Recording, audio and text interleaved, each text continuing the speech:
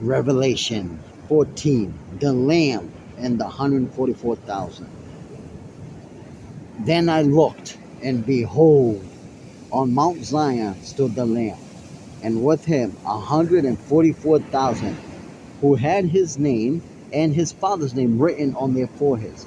And I heard a voice from heaven, like the roar of many waters, and like the sound of loud thunder. The voice I heard was like the sound of a harpist playing on their harps. And they were singing a new song before the throne, and before the four living creatures, and before the elders. No one could learn that the song except the 144,000 who had been redeemed from the earth. It is these who have not defiled themselves with women, for they are virgins. It is these who follow the Lamb whoever he goes. These have been redeemed from mankind as first fruits for God and the Lamb. And in their mouth no lie was found, for they are blameless. Then I saw another angel flying directly overhead with an eternal gospel to proclaim to those who dwell on earth, to every nation and tribe and language and people. And he said with a loud voice, "Fear God and give him glory, because the hour of the judgment is coming. And worship him who made heaven and earth and the sea and the springs of water." Another angel, a second, followed, saying, "Fallen, fallen is Babylon the Great, she who made all nations drink the wine of the passion of her sexual immorality."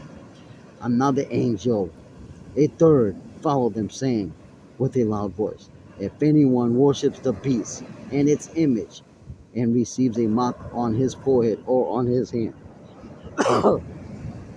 he also will drink the wine of God's wrath, poured full strength into the cup of his anger, and he will be tormented with fire and sulfur in the presence of the holy angels and in the presence of the Lamb.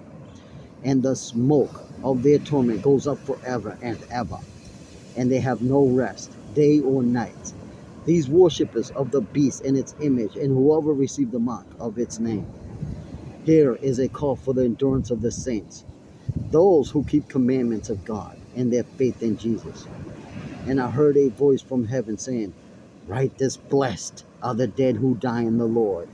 From now on, blessed indeed, says the Spirit, that they may rest from their labors, for their deeds follow them."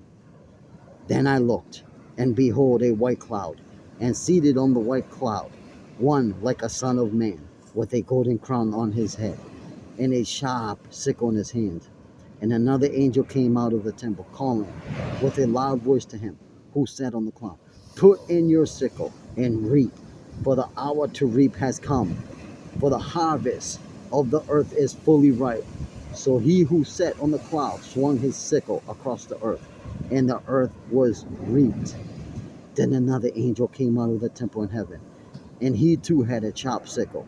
And another angel came out from the altar, the angel who has authority over the fire. And he called with a loud voice to one who had the chopped sickle, "Put in your sickle and gather the clusters from the vine of the earth, for its grapes are ripe." So the angel swung his sickle across the earth and gathered the grape harvest of the earth, and they threw it into the grape winepress of the wrath of God. And the winepress was trodden outside the city, and blood flowed from the winepress as high as a horse's bridle for 1,600 stadia. Revelation 14.